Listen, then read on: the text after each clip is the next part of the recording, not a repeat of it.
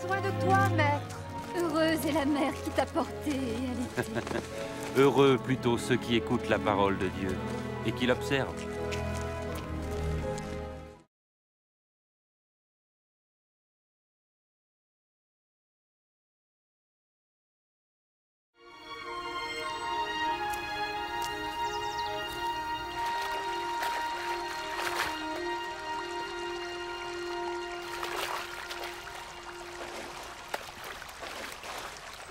Apprends-nous à prier, comme Jean l'a appris à ses disciples. Quand vous priez, dites « Notre Père qui es aux cieux, que ton nom soit sanctifié, que ton règne vienne, que ta volonté soit faite sur la terre comme au ciel. Donne-nous chaque jour notre pain quotidien. Pardonne-nous nos offenses, comme nous pardonnons aussi à ceux qui nous ont offensés. Protège-nous contre la tentation et délivre-nous du mal. »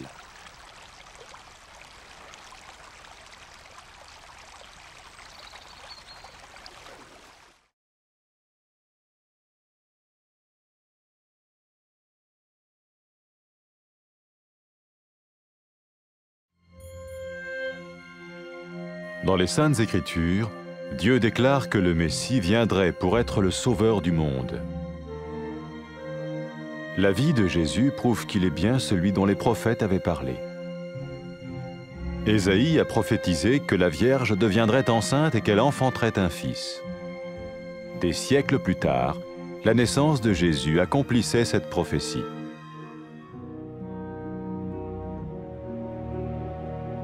Les Saintes Écritures déclaraient que le saint à naître serait appelé le Fils de Dieu.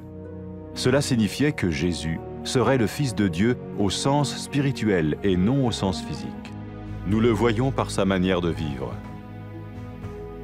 Il a guéri des malades, il a pardonné leurs péchés, les a ramenés à Dieu et leur a promis une place dans le royaume éternel de Dieu.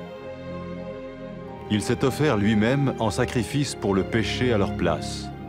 Puis il est revenu à la vie, victorieux sur la mort selon le plan de Dieu.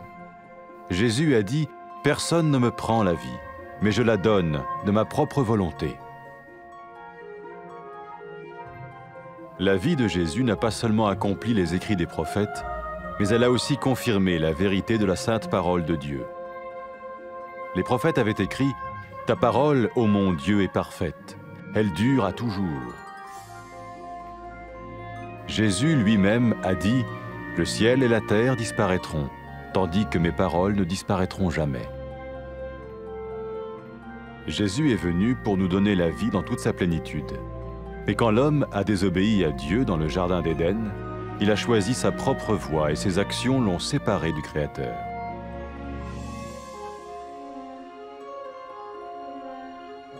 Les Saintes Écritures déclarent que tous ont péché et que le salaire que paye le péché, c'est la mort.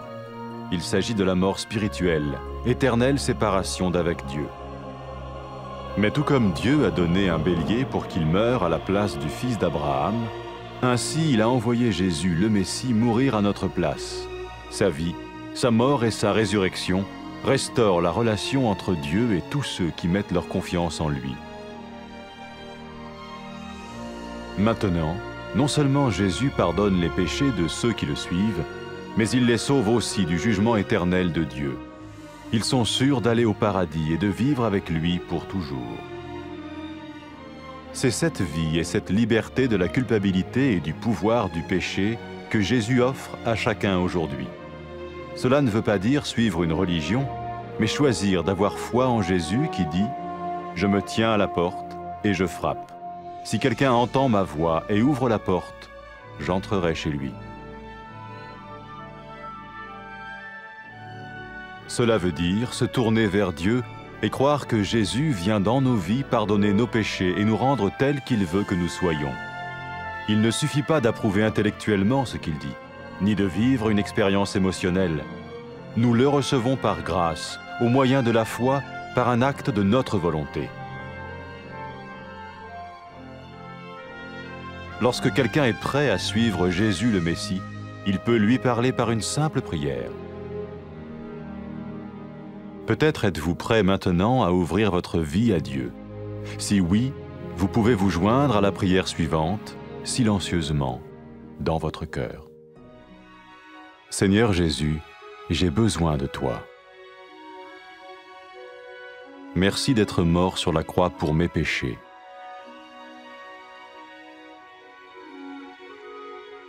Je confesse mes péchés et je m'en repens.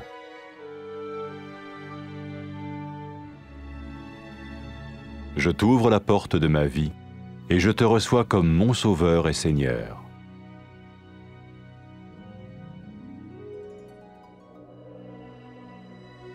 Merci de me pardonner mes péchés et de me donner la vie éternelle.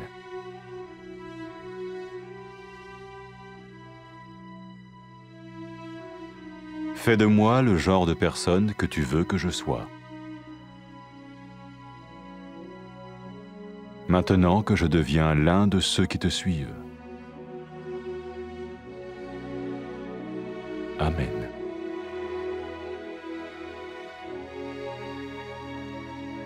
Jésus a dit à propos de ses disciples, « Mes brebis écoutent ma voix, je les connais et elles me suivent. » Pour expérimenter la vie en abondance promise par Jésus, ceux qui le suivent parlent à Dieu chaque jour dans la prière et lisent ou écoutent sa parole. Ils parlent de lui à d'autres personnes et rencontrent régulièrement ceux qui l'aiment et le suivent. N'oubliez pas sa merveilleuse promesse. Tout pouvoir m'a été donné dans le ciel et sur la terre. Et sachez-le, je vais être avec vous tous les jours, jusqu'à la fin du monde.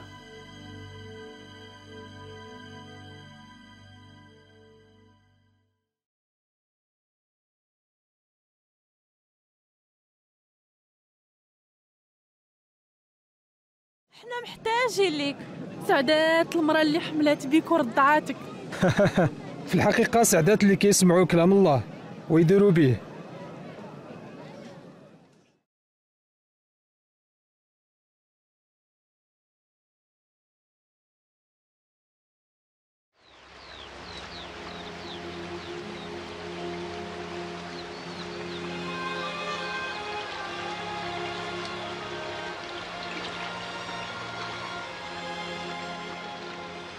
علمنا كيفاش نصليو كيف ما علم يوحنا تلامذو. ملي تصليو قولوا يا بونا اللي في السماء بغينا سميتك تتقدس وتجي مملكتك وتكون مشيئتك على الارض كما هي في السماء. ارزقنا كل يوم خبز نهارنا واغفر لنا ذنوبنا كيف ما كنسمحوا حنا لذوك اللي كيذنبوا في حقنا. ما تخليش الشيطان يغر بينا وبعد الشر علينا. امين.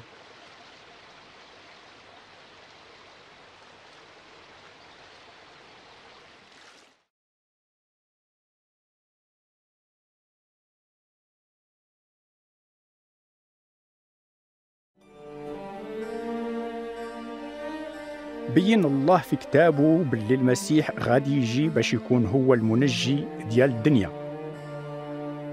الحياة ديال يسوع كتبين باللي هو بصح نيت داك اللي تكلموا عليه الأنبياء. تنبأنا به الله إشعياء وقال ها العزبة غادي تحمل بولد وغادي يتولد صبي. ومن بعد ما دازت قرون تحققت هذه النبوة من اللي تزاد يسوع. وبين لنا كتاب الله باللي داك الولد المقدس اللي غادي يتزاد غادي يتسمى ابن الله. وهذا كيعني باللي يسوع هو ابن الله بمعنى روحي ماشي بمعنى جسدي. هاد الشيء كيبان لنا في الحياة ديال يسوع. شاف الناس من المرض وغفر ذنوبهم ورجعهم لله وقاولهم باش يكون لهم موضع في مملكة الله الدائمة. ضحى بحياته في موضعهم وبعث من الموت وانتصر عليه. وكان هاد الشيء كله على حساب الخطة ديال الله. قال يسوع حتى واحد ما يقدر ياخد حياتي مني، أنا كنعطي حياتي على خاطري. حياة يسوع ماشي غير حقات كلام الأنبياء، ولكن بينت باللي كتاب الله حق وما فيه كذوب. وأنبياء الله قالوا كلام الله نقي. كلامك يا رب غادي يبقى على الدوام.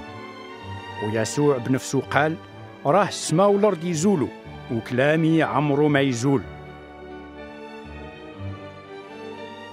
جا يسوع يعطينا حياة كاملة على حقاش من اللي عصى بنادم الله في جنة عدن اختار يتبع طريقه الباطلة، هكذا فرقاتو أعمالو على اللي خلقه. كيبين لنا كتاب الله باللي كل شيء دار ذنوب، وباللي الخلاص ديال الذنوب هو الموت، وهذا الموت هو موت روحي، زعما فراق على الله كيبقى على الدوام. لكن كيف ما وجد الله واحد الخروف باش يموت في موضع ولد نبي الله إبراهيم، هكذا صفة يسوع المسيح باش يموت في موضعنا، وحياته وموته وقيامته صلحوا العلاقة بين الله ودوك اللي داروا فيه الثقة كلهم. ودابا دوك اللي كيتبعوا يسوع ماشي غير تغفر لهم ذنوبهم، ولكن هما ناجين من الهلاك الدائم، الجنة مضمونة لهم وغادي يعيشوا معاه على الدوام. هاد الحياة وهاد الحرية من الذنوب ومن قوة المعصية هما اللي كيعطي يسوع اليوم لكل واحد.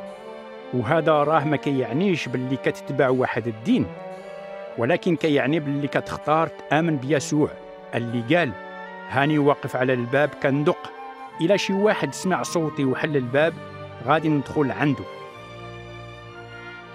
هذا كيعني نرجعوا لله ونطيقوا باللي يسوع غادي يدخل لحياتنا ويغفر ذنوبنا ويبدلنا باش نكونوا كيف بغانا. وراه ما كيكفيش نطيقوا كلامه غير بعقولنا ولا نتأثروا به غير بعواطفنا، لا، خصنا نقبلوه بنعمة الله بالإيمان، وخص هذا القبول يكون بالإرادة ديالتنا. وملي كيكونوا الناس موجودين باش يتبعوا يسوع المسيح كيتكلموا معاه في واحد الصلاة بسيطة. كنتمنى تكون حتى انت موجود دابا تفتح قلبك لله. إوا إلا كنتي بصح موجود تقدر تشاركنا في هاد الصلاة في قلبك. يا رب يسوع، أنا محتاجك. كنشكرك حيت متي فوق الصليب على قبل ذنوبي. راني كنعترف بذنوبي،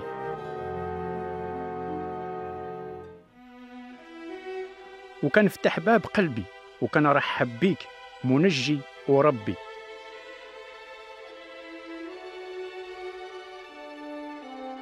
شكرا حيت غفرتي ذنوبي وعطيتيني الحياة الدائمة.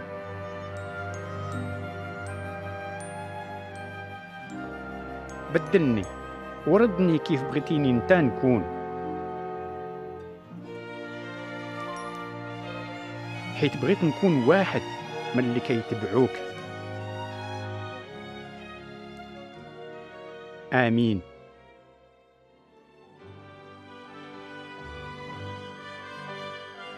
قال يسوع على دوك اللي كيتبعوه خرفاني كيعرفوا صوتي، أنا كنعرفهم وهما كيتبعوني.